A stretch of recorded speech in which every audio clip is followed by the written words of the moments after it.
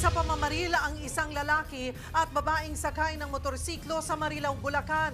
Hindi pa malinaw ang motibo sa krimen bagamat may nakuhang mga pakete ng droga sa mga biktima. Nagbabalik si Hannibal Talete.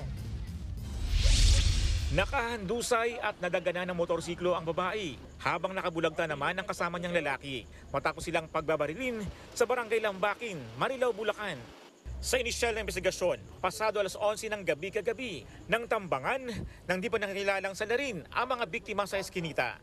Narinig pa raw ng mga residente ang sunod-sunod na putok ng baril. Nung biglang may sumisigaw na may bumulagta, sumili po kami. Pero hindi kami basta-basta lumapit kasi baka mamaya nandun pa yung bumaril eh. Ayon sa mga barangay official, 2 linggo pa lang na naninirahan sa lugar ang 2 biktima.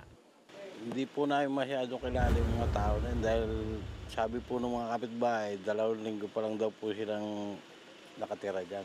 Kaya hindi po namin malaman kung residente talaga dito yan o saan galing.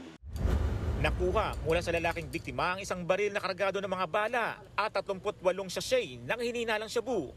Tumanggi na munang magbigay ng karagdagang detalye ang Marilao Police habang iniimbestigahan pa ang posibleng motibo sa krimen.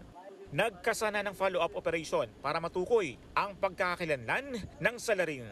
Nagbabalita mula sa frontline, Hannibal Talete, News 5. Mga kapatid, Cheryl Cosim po, huwag maging huli at maging una sa lahat sa balitaan. Para sa tuloy-tuloy na talakayan sa Frontline, mag-follow at mag-subscribe sa social media pages ng News 5.